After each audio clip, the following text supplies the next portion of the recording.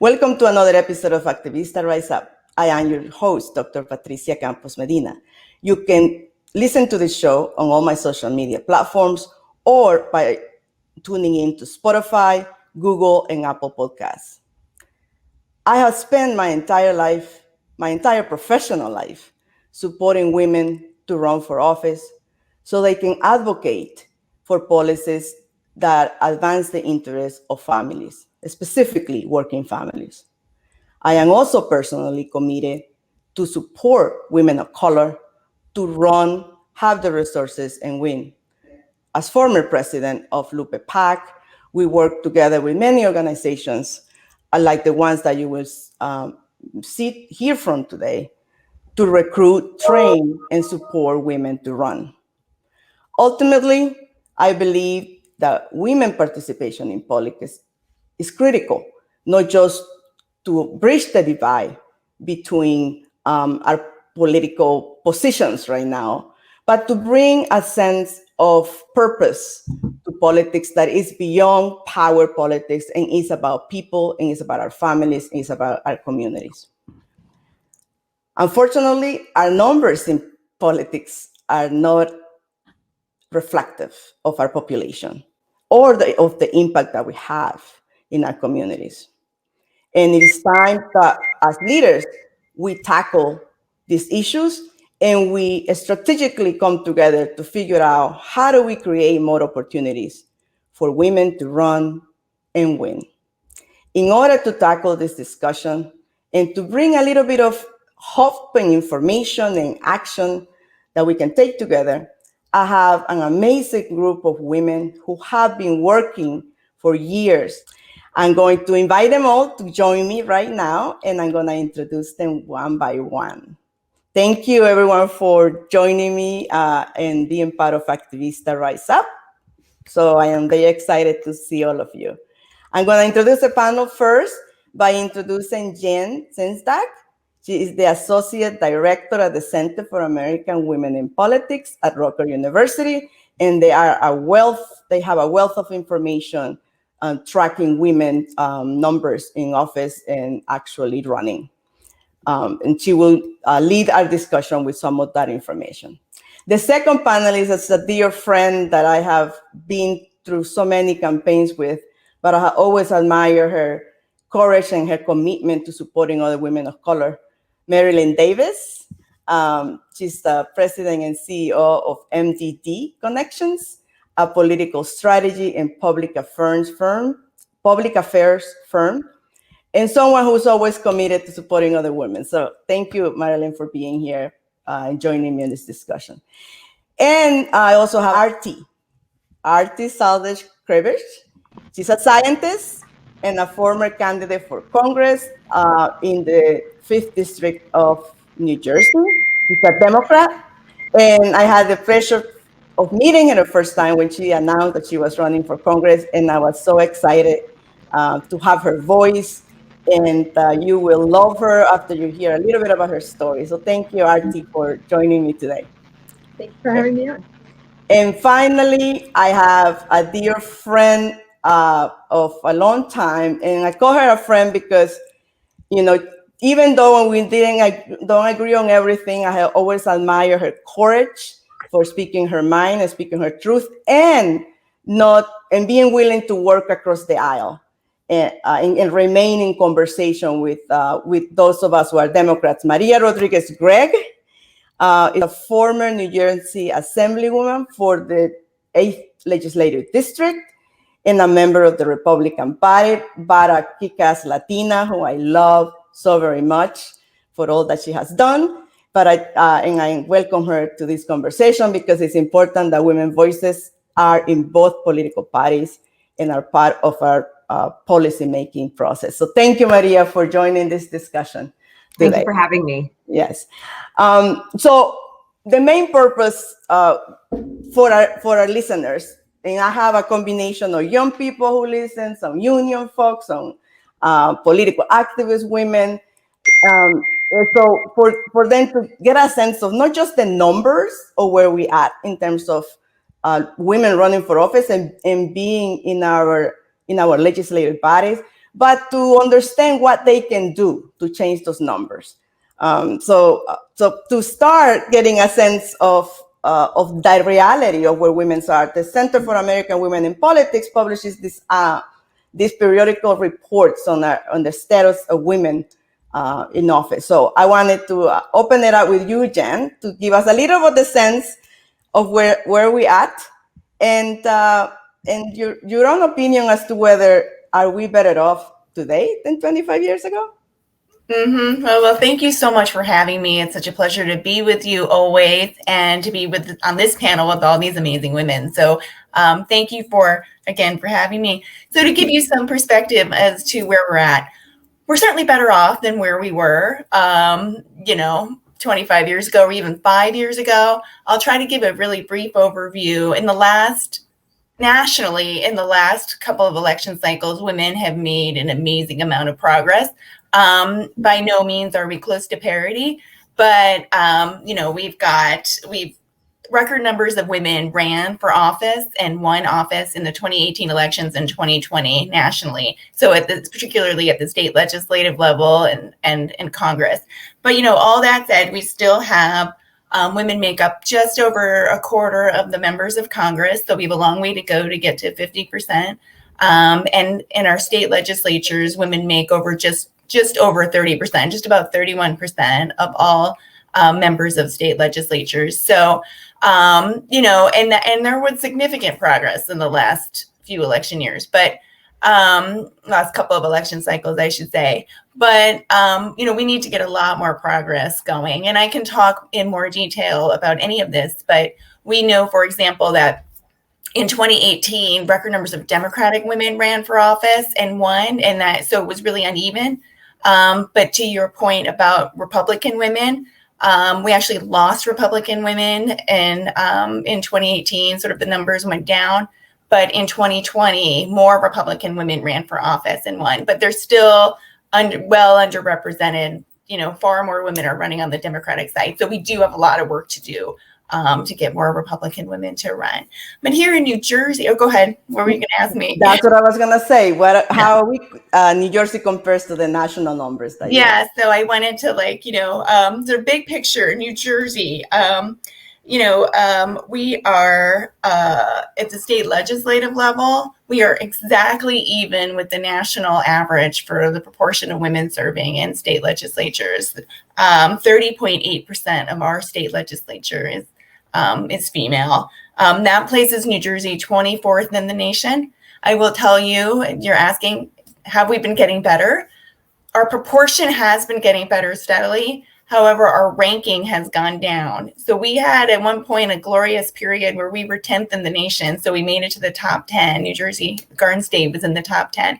But the reality is we haven't actually gotten worse, but other states have gotten better in terms of women's representation and faster. So we slipped back to 24th, which is solidly in the middle of the pack. And then in New Jersey at the municipal level, we just released a new report on women in municipal office, which was the first time that we had the data to do this nationally. We've been doing New Jersey-based report cards because this is our home state, but it's never been easy for us to do it at the national level. We just released that report in April. It's on our website. But we are just also at the national average in terms of women's representation. 29.9% of all of our municipal seats in cities of 10,000 and above are held by women. That makes us 25th in the nation for women's representation at the local level. So we're just, we're solid, but we have a lot further to go. And then you can tell that, 30% is still a long way to get to 50. Yeah. One thing I wanted to point out in the context of this discussion is that we had been steadily improving. So our county report cards we do once a year in New Jersey are a little bit more in depth than the national report. And I will just say we've seen a steady climb in terms of women serving as council members and serving as freeholders. But mayors, for some reason, is just really like, I don't want to say totally stagnant, but much lower. I think our last report in December of 2020, mayors were about 17% of all mayors were women. So, and it's been like 15%, like up and down, up and down. And so we can't seem to get past a certain threshold in terms of mayors. So I'll stop there, but happy to talk about any of this. And one thing that I wanted to address here, because is those numbers don't look that great for women of color. So what are the numbers for African American women and for Latinas and Asians in those numbers? And then just like a picture, Right. So we don't have, unfortunately, data by race and ethnicity in terms of local office. It's just too hard to get. I will tell you that in the legislature, we're doing slightly okay, and that women of color make up just over half, 52% of all the women in the New Jersey legislature, but overall 15% of all the members of the legislature. So, and so far we've got 3 Black women and 3 Latinas that serve in the New Jersey Senate. And we've got 5 Latinas and 8 Black women that serve in the Assembly. We have no Asian women serving in our legislature and never have. So that's a real problem. And so overall diversity among the women who are serving is still, fairly low. So we need to do more to encourage, women of, all racial and ethnic backgrounds to get into office. Yes. So those of us in this panel, I think, that work closely with you, Jenn, at the Center for American Women in Politics, actually deal with this specific point. That even though with numbers of overall women are going up, the number of women of color are stagnant. Yep. And I wanted to bring Marilyn to this conversation because nationally, women of color are running for office and they're winning for office. And I wanted to ask Marilyn, why is that happening and why is not happening in New Jersey?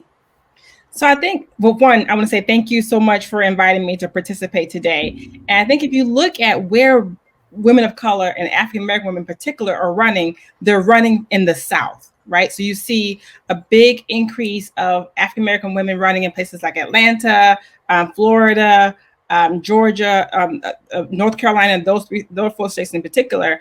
And so part of that is cultural in that African-American women are very active in their communities across the country. But in the South, African-American women have been organizing in the community on a social level, a service level, but now are entering the political space and have decided they want political power as well. The boys have had it for so long, but they haven't shared the power. And women issues are very specific to us, right? But when and where we enter, the whole race and community enters with us. So our commitment is not to self, but to the greater community. So therefore, in the South, you're seeing a larger participation there.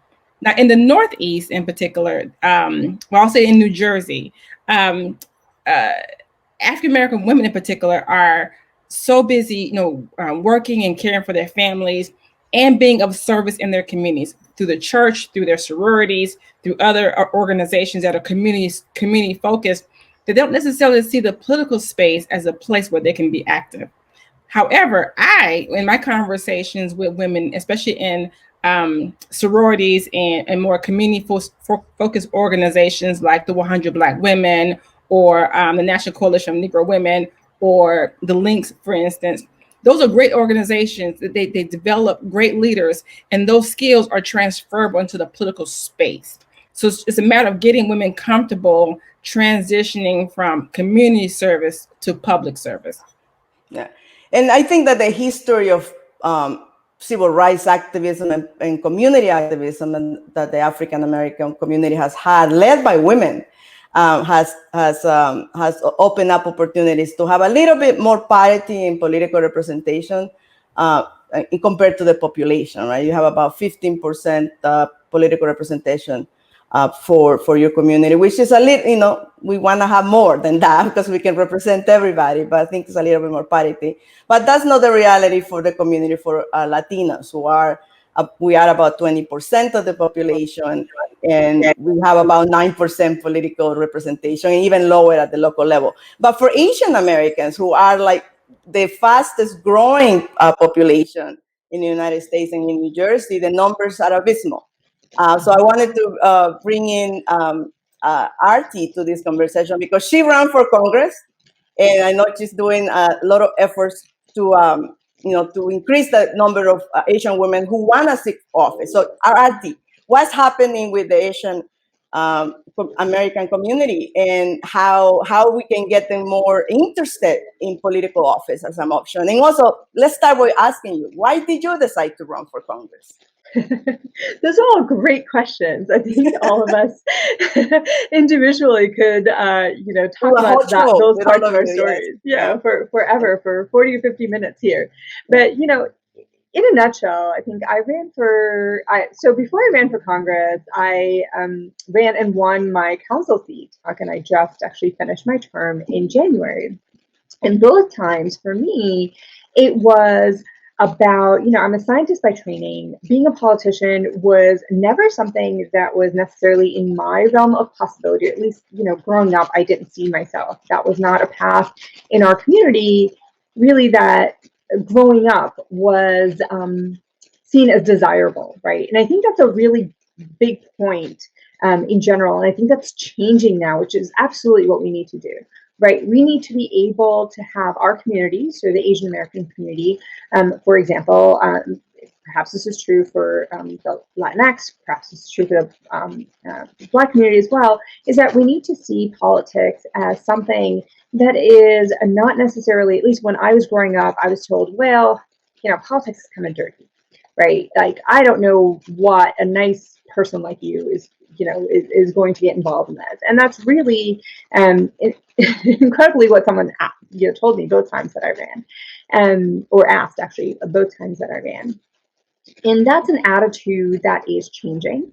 And one of what I think that we as women, and particularly women of color, do really well, and I think that what tends to motivate us is really the idea of making a difference for our community. So Marilyn, you talked about this change from community service to public service. And I think that's, what is taking shape now. And having more women like us running to represent, running because we think that there are things that need to be fixed that haven't been fixed before. We think the status quo is not really what has been working. We know actually that it hasn't been working for us, or at least hasn't been working on a scale that we need for it to work on. So for me, when I ran for council originally, it was because I didn't see people that necessarily looked like me or represented my values holistically on the council. Right, I didn't see people in the decision-making role that really looked like some of my, friends and neighbors. Glen Rock is a town of about 12,000. We are majority Caucasian, but there is a burgeoning immigrant population, particularly burgeoning Asian American population. And it turns out there'd never been a non-majority representation at the table where the big decisions were being made. So I ran a campaign on the slogan, "A seat at the table," and I won. And what the experience of being on council taught me is that when you have the right elected official in that position of decision making, you can do so much in a short time for your people, right? To be able to do and push through and gain consensus on a lot of issues that perhaps aren't even on the radar of folks who've been in power for so long. And so we can talk about things as, as sort of normal everyday, as the time that you hold meetings, to really where you allocate budget and resources, right? So there are all sorts of decisions that we make with perspectives that we have that are, I think, really important for everyday life.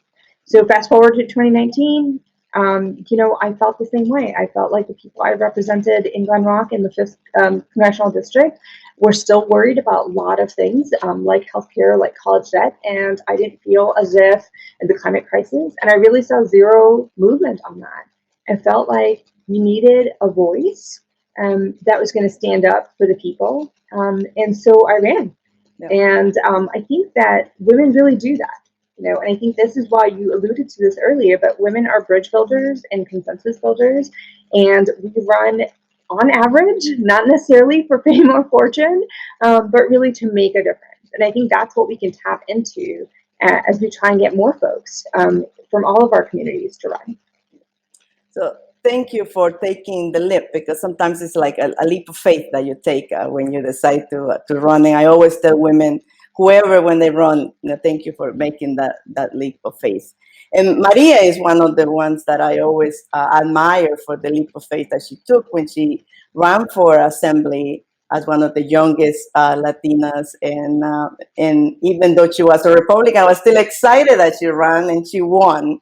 So Maria, I wanted to ask you the same question as Arati. Why did you run? And, and why, in Latinos, like I said, we have 20% of the population, we have 9% of the legislative race, very little representation locally. So, you made a huge difference in having that voice in the Republican side.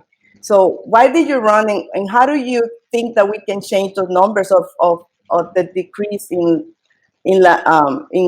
Republican women running for office? Because I think, because we're consensus builders nationally, perhaps we will have more consensus if we have more women in the Republican Party representing us. So, Maria. Well, first of all, thank you so much for having me. And, this is a great thing that you're doing. I'm really great. I think it's really great to be part of this conversation. But why did I run? It was mostly because I cared about my community. I was very active at the time. I had been active within the political party in Burlington County, the Republican organization, and the Young Republicans. And in trying to understand politics and learn more, I felt that I could do more. And, when I ran, I didn't look at it as I was Latina and I wanted to see more Latinas or more women in office. I ran because I saw that I had ideas and solutions to issues that weren't really being addressed. And I wanted to have a voice for my community.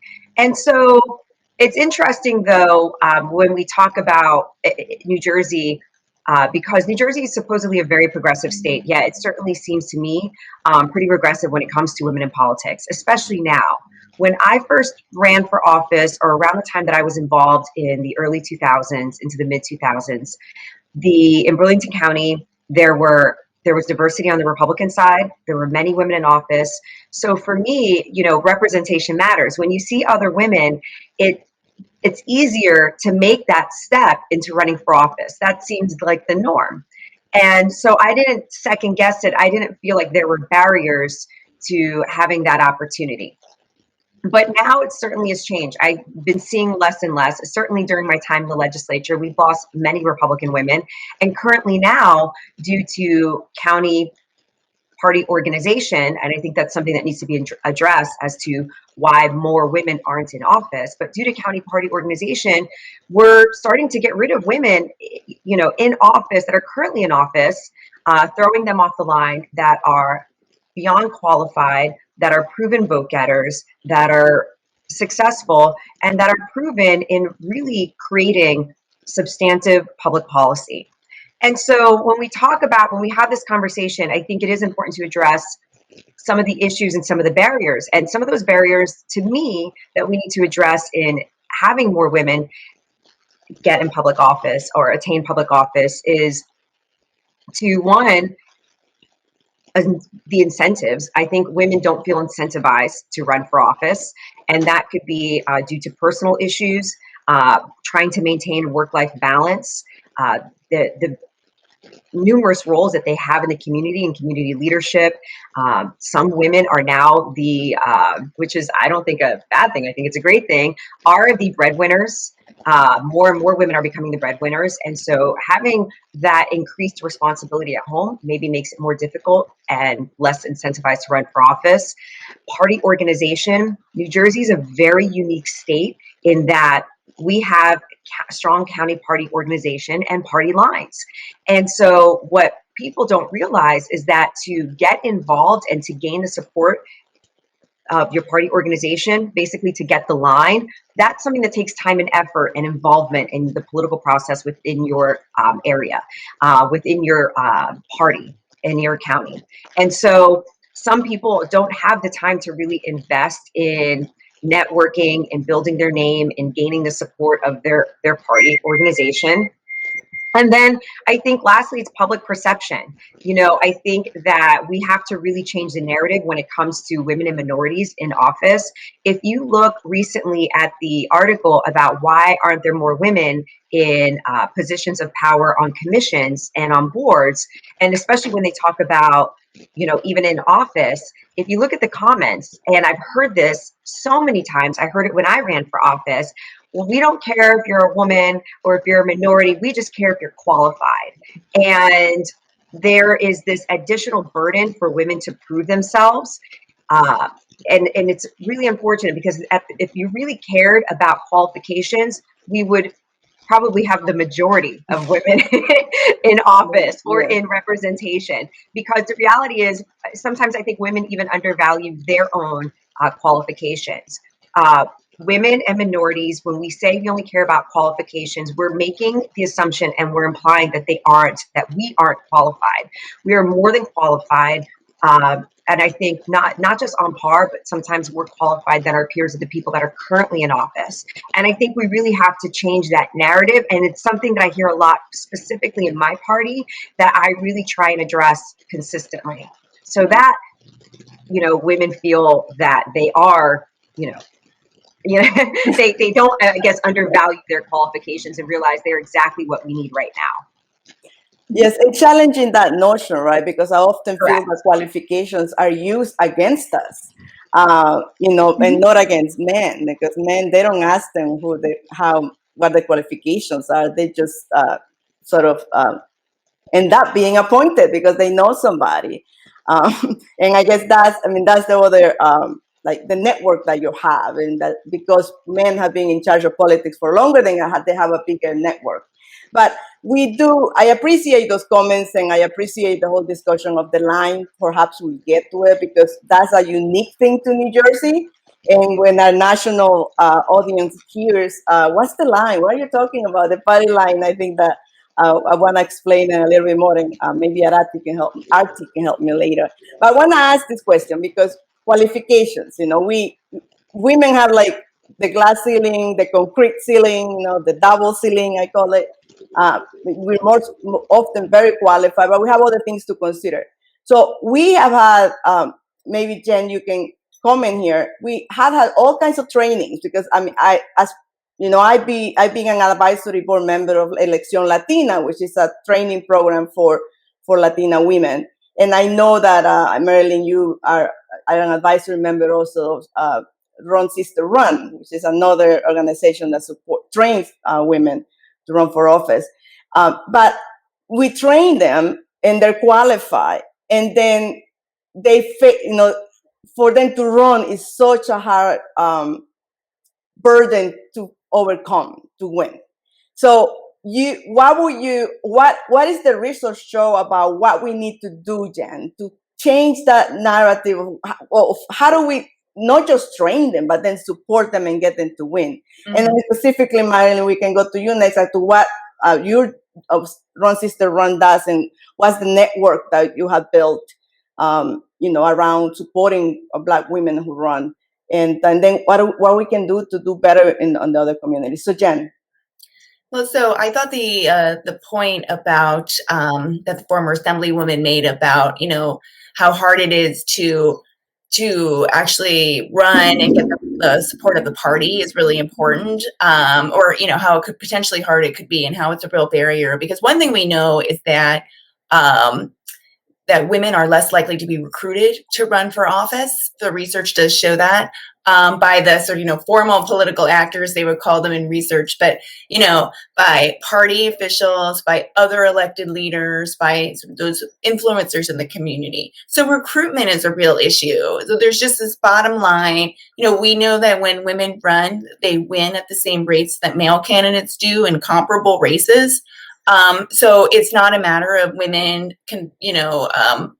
having a hard time actually winning races, but it is a huge pipeline issue. There's a recruitment issue, and then in a state like New Jersey, where the party, officials, especially the county party leaders, have so much control, and we'll talk more about the line, but it's just really hard when you're not recruiting women for those seats. So that's a big issue.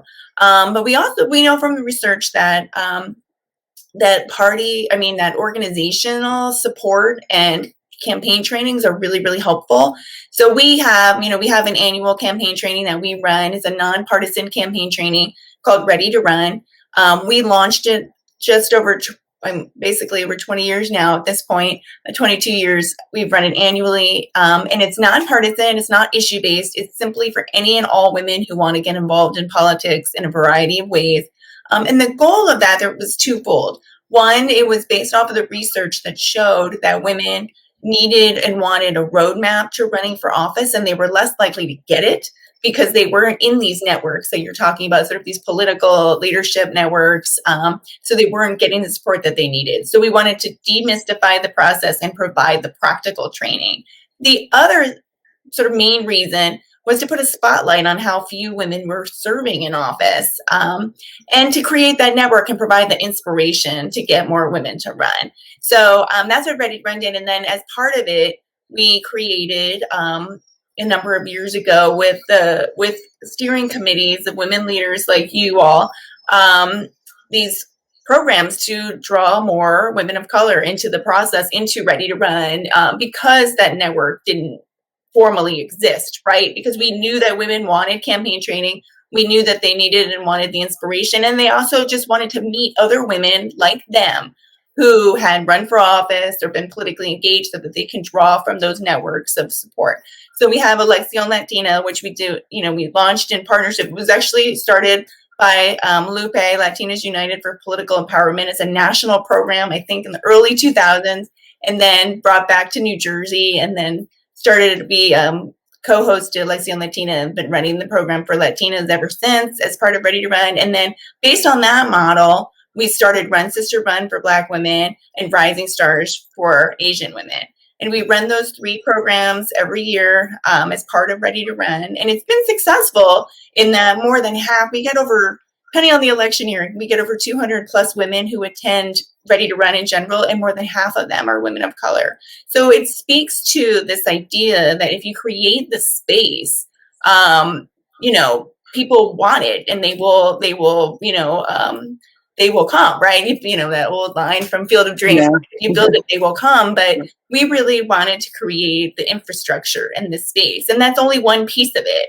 Then beyond that, we need to create fundraising networks, PACs that support women candidates, other organizations, like all the different women's organizations and leadership groups that you've talked about, and I'm sure others will talk about, to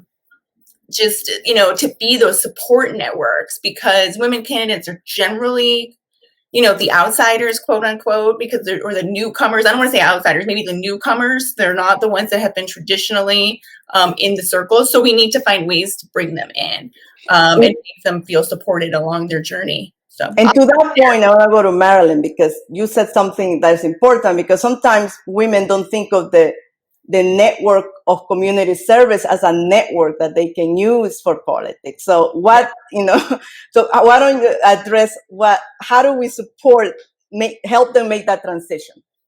So I was thinking here about someone who I know, and I know Jean knows as well, who's very connected politically and connected in the community. And that person is Joyce Harley. And I want to use Joyce Harley as an example. Joyce Harley is in a sorority, Delta Sigma Theta. She's in another service group called the Drifters, the Montclair Drifters, which is very is service and friendship focused. She's in another group called the Links. The Links is also service and friendship focused. The 100 Black women of Bergen-Passaic County, even though she lives in Essex, she's part of that. She's part of the Black Women Lawyers Organization, and she is also active as a county committee member in her community, right? So she's part of 6 organizations. She may also belong to a church, I'm not sure, but at least 6 organizations that she's involved in, that she is active She has led the organization. She has led programming within those organizations. So she's a key person who we could transfer to the political space. And she has run for public office and has served in public office. But if we could get women to understand that all your service, whether it's in church, sorority, or these other organizations that are community-based, the same skills you have in those organizations, again, are transferable to the political space. But I think what Run Sister Run does, especially for African American women, it gives them the structure they need to understand the nuances, understand the components of running for office and being a candidate. The other piece, when I talk to candidates, not just women, but all candidates, you have to have a base. And so Joyce Harley, for example, has a base of 6 organizations with whom she's affiliated with. And those are groups she can tap for fundraising. She can tap for bodies for campaigning. She can tap for different skill sets she needs. Like if someone's a communications person, those organizations, they can help her on her campaign. So when we look at and I call it asset mapping. When you look at all the assets within your network, how can you leverage those assets, again, in the political space? So it's a matter of getting women one, to understand or feel comfortable that our political service or being of service in the community also includes the political space. And again, running for mayor of a municipality here in New Jersey, I mean, that's critical, because when you look at when President Biden has a meeting with leaders, he's picking mayors and governors. He's not calling council people. He's calling mayors and governors. So if we're not at the table, we are on the menu. So it's really important that we, one, articulate to women, hey, one, you can do this. 2, let's look at your assets. And then 3, here's how to do it. Again, with Run Sister Run. But we also have to be mindful that there are some women who are best served as servants and not necessarily as leaders. So we should be in a position to say to women, yes, you are a great basketball player, but you're not a good football player, right? So you can have multi-interest, but you're best served in one area or the other. So we have to have real conversations with women, one, to make them comfortable, but also to understand where is and this is where I talked to a girlfriend yesterday. Do a SWOT analysis on yourself. To know your strengths, to know your weaknesses, to know the opportunities, and to know the threats that you possess, right? And way too often we don't do that. We're good at projecting on other people, but we don't do it on ourselves. So if we do the SWOT analysis like a Joyce Harley, then you know all of the strengths that she has. Okay, now what are the weaknesses? Now how do we bundle all of that together to make her a candidate for mayor or for Congress or for governor?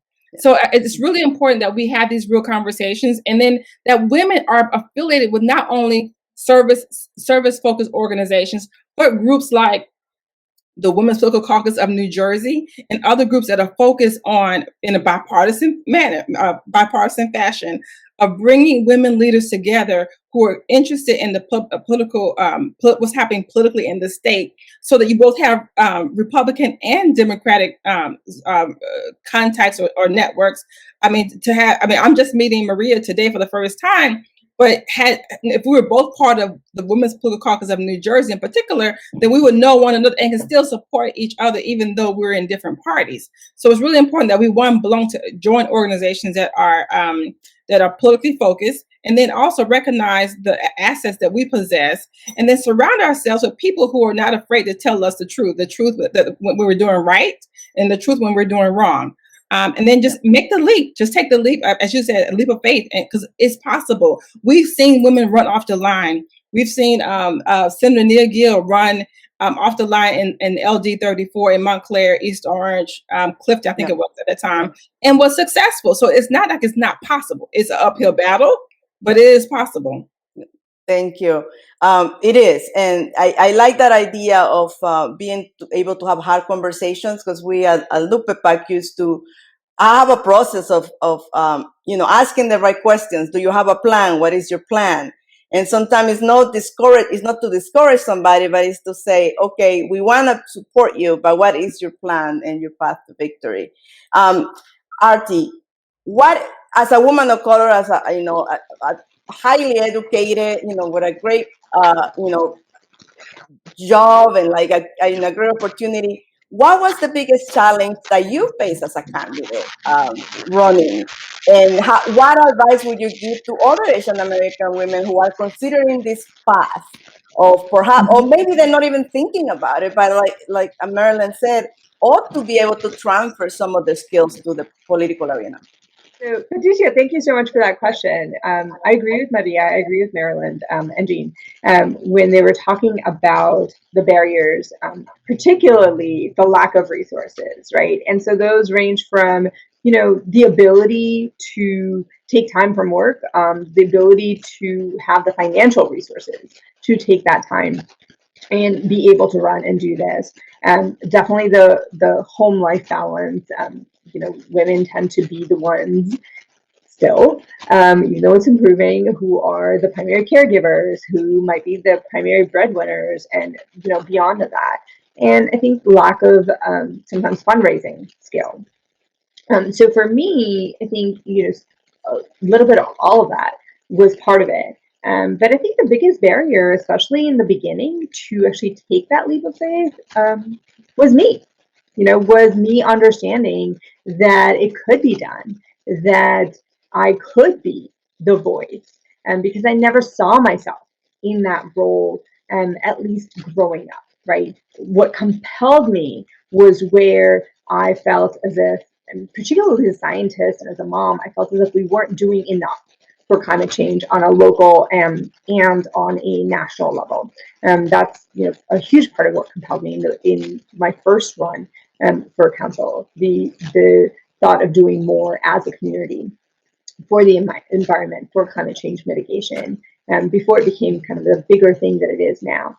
And so for me, it was really understanding that it was possible. And Jean, I will say that I actually went to, you know, part of the Center for American Women training. And I remember that I was told there the piece of research that says women have to be asked 7 times, you know, before they realize or before they run for something, in terms of that recruitment thing. And it definitely rang true for me to, you know, to a certain extent. And so from that, what I take on is really, I make sure that I embody the fact that you can do this, right? So one of my favorite memories, and it hit me, you know, much like Maria, it wasn't really that I was thinking I was the first South Asian to be a council member in Glen Rock. I wasn't really thinking that at all. It was really about what I wanted to do. And a young girl came up to me after I was sworn in, and I think it was a week later, and she said, she's a young Asian girl, and she said, "Thank you. I never knew until you won, until you became my council member, that I could be this and that." Right? I could be, you know, I could be a lawyer if I wanted to when I grow up, and I could run for office. I could be a scientist and, you know, be a public servant. And she said, and I thought, just by doing what I did, I was really astonished that, you know, this is what she said to me. And I carry that with me every day, right? Because that was just an example of, you know, representation matters in so many ways that I didn't realize it mattered. And so, you know, part of that is really, for me, it's a mission to make sure that young girls, especially, and young women, know that this is that is possible for them. That they don't have to choose between one or the other, that this is absolutely something that you can, you know, set your sights on and see yourself in. And secondly, other women that I know, you know, for me, it's also, it's been less that people, you know, may not have networks or things like that. It's more along the lines of they don't know that they do, and they don't realize that they have these other resources that they can use. So for me, I try to ask 7 women to be involved. I try to be one of those 7 asks all the time. And not just, you know, ask, but also help substantially. And this is where that public perception needs to come in, right? This is where I try and change the fact that women are not always seen as somebody in an authority position or decision-making position. So I always, you know, try to normalize having a strong woman with strong opinions, and being seen in different places. I try and make sure that I make room for other women to do things. And I'm sure we all on this panel have done this. And I'm pleased to be part of Rising Stars, actually, as part of the committee to get more people in. And I think at the end of the day, the reason we don't have so many mayors and governors as women is because and this was a study, I think in 2019 from Barbara Lee Foundation, that showed that while voters see women as consensus builders or bridge builders and are able to vote for them, to an extent, for things like council, when you talk about executives like governors and mayors and decision making, that's when the voter perception is off. So that's where we all need to do whatever we can to make sure we elevate women to those decision-making roles in every other portion of our lives, right? So heads of boards, etc. I am totally with that. We need to be more women in charge and be out there telling other young women that we are in charge. Mm-hmm. Maria, you ran for office and got elected, and you served in the Legislative Assembly for 2 terms.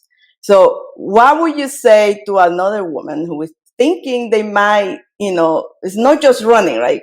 What was the best experience you had as a sitting legislator, and what was your biggest challenge, and what would you tell another women to still do it? Well, in running for office, one thing I'll say, and this is something that was discussed with Arati when she said that people have to be asked. I wasn't asked. I was one of those that pulled up a chair and sat at the table. And so the reality is, if you have an interest, you're probably not going to be asked. And I think that we have to start rebuilding, regardless of party, the confidence of other women in themselves and their qualifications, and let them know that if they want to have a voice, as Marilyn said, if you're not at the table, you're on the menu. And so we have to really encourage that confidence in others. And I think it's something that has to be cross-party.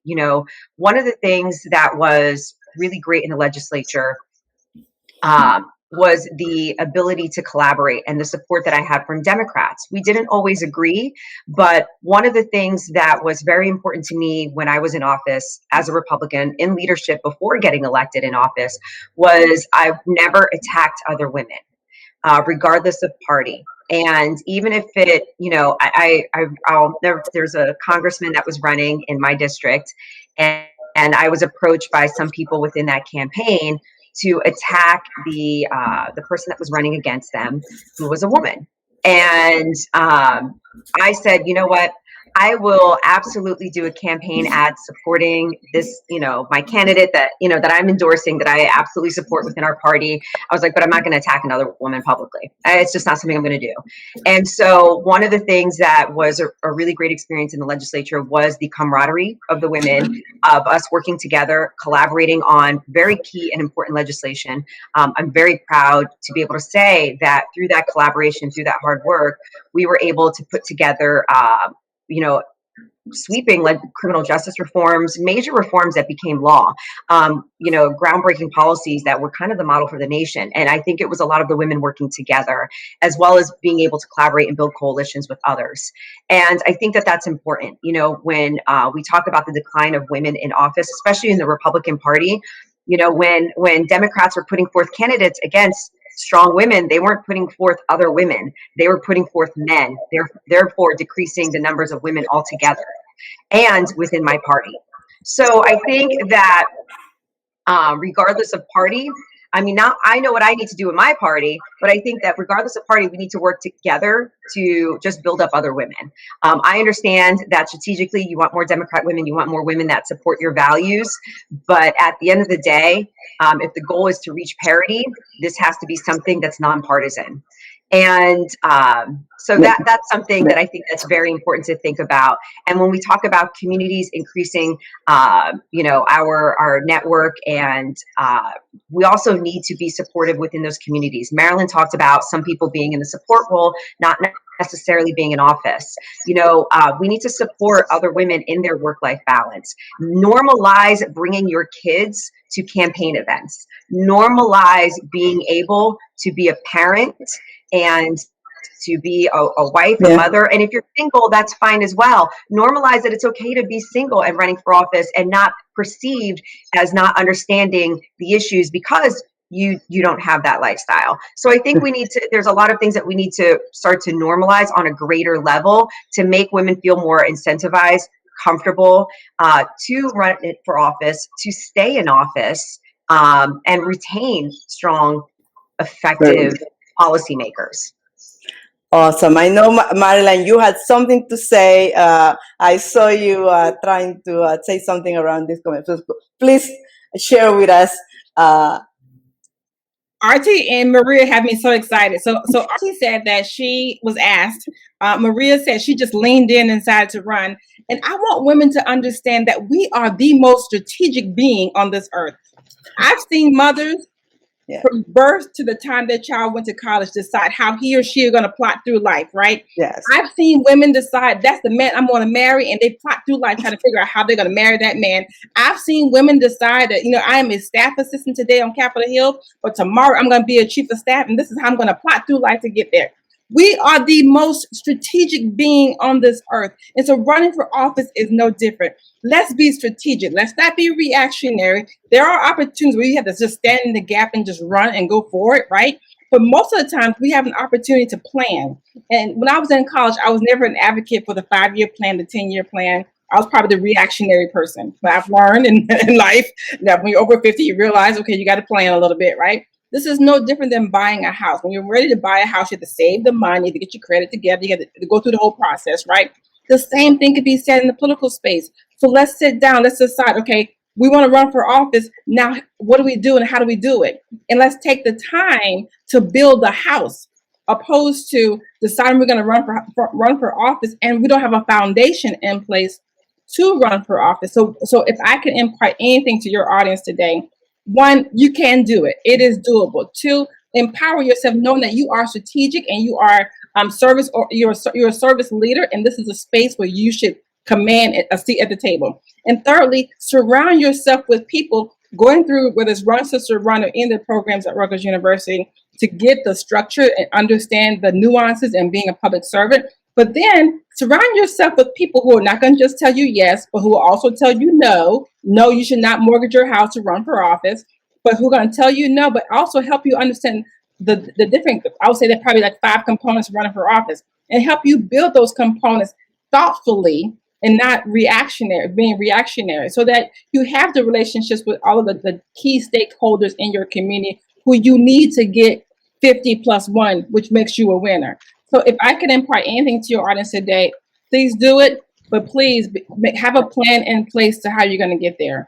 Yes, thank you. And I think that another thing that we need to do, we're going to close with this question. I'm going to ask you, all of you, is how do we engage men, not just as allies to support other women, but as co-conspirators in this, for them to actually, like take a stand and say, not just because I hate when men say something like, "Oh, I wouldn't want my mother to be treated that way. I wouldn't want my daughter to be treated that way." But how do you not teach them, but demand that they see us at the table as an asset to them?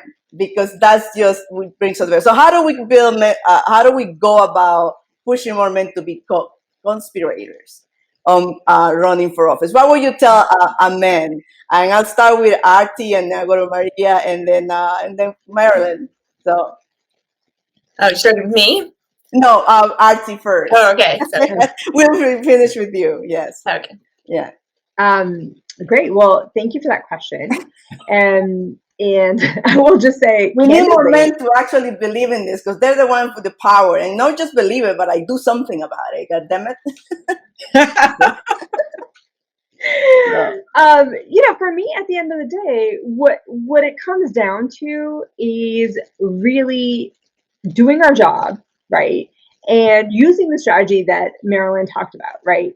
To raise public awareness, to have this grassroots movement, really building women up, right?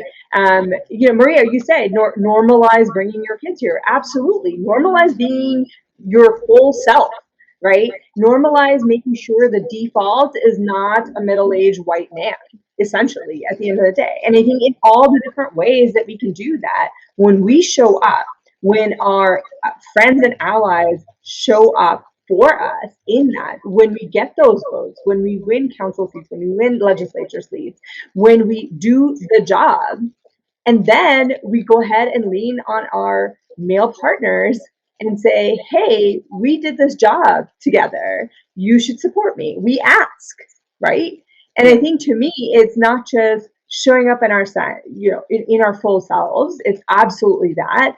It's getting our other women on board. It is making sure that we are talking about ourselves and other women in that positions of power. And then it's making sure that we're asking the men in our lives in all different ways, small ways and big, right, to support us, to say, hey, this is a plan, a bill, whatever initiative that I have, I would like for you to support me as I'm the lead on this. And then also moving on from that, I'd like for you to make me, the chair. I'd like for you to do, whatever it is that authority that we need to have. And that's how we make it normal for us to be in those positions of power, in those decision-making things. And that's how we make sure that, people across the board are comfortable with that. And that, 10, 15% that are never going to be comfortable with it, they're just going to have to deal with it when we reach that equity and parity. Yeah. I was talking to, I think it was Congresswoman Linda Sanchez, and she said that, she thought a lot about how she was going to ask men to be her conspirators. And she said, the first thing I asked them is, give me a big check. But that's not the only way, but I feel like they have the money, so I actually invest in women. But Maria, how do you build conspirators for your male colleagues? Yeah. I think there was that quote with Mr. Rogers where it's look for the helpers. Right now, there are already men that are our allies, whether it's, in both parties. And I have to say, I built really great, productive professional relationships with a lot of men in my party that I wholeheartedly respect. And some of them were more apt to really push women than others. And those people in positions of power are the ones that I've tried to elevate. And, for example, Senator Testa, we don't always agree on public policy, but he is somebody that has tried to elevate women and stand up for women internally. And he's someone that is in a position of power in our party. So, finding those helpers, finding people that are already in positions of power that want to see women succeed, and they do exist, lean on them, build relationships with them, and try and leverage that power to kind of, if you want to break up the good old boys club, the boys have to do it. Sometimes it can't just be done from the outside; it has to be done internally. So finding those people, working with them, and continually building that relationship and utilizing them and their position of power to break it up is also a way that helps, not just having your own current support people, men in your life that should already support you. It shouldn't even be an ask. It should be an immediate thing, but it does help to find those helpers and really, use their platform and support them as well. So Marilyn, how do we lean in? You used that word earlier, and just find those sponsors, So I will say this, Patricia, both you and I worked in organized labor at one point in our history. So we were trained on how to be negotiators, right? So I think, again, those are skills we bring into the space. But I would certainly suggest to women that you study or develop your negotiating skills, and you also study strategy. Read The Art of War. There are reasons why those books are so important in this space and in the business space, right? But as we identify, Frederick Douglass once said, power concedes nothing. Power concedes nothing. So it is really important for women, as we develop as negotiators, as we develop as strategic thinkers, that we also, we channel, when we identify the power source who's standing between us and what we want, right? That we make some deposits. You got to give something to get something. That's one of the things we learn in negotiations, right? You got to give something to get something. So it's really important that in cases where there's an opportunity for us to either volunteer with someone or make a donation to someone, but that we make an investment that in turn we can get a return on our investment later. Yeah. Well, with that in mind, I think that, we proactively have to ask for help. We proactively have to remind ourselves that we already have all the skills that we need to be successful, and that we have the network within our sisters, and we just have to pick our sponsors and somebody who will support us. But all that couldn't happen without the basic understanding of what do you need to run. And for that, we have the Center for American Women in Politics with tremendous programs that train women to run. So Jenn, I'm going to give you the last word here. How can people attend your programs? How can people support your programs?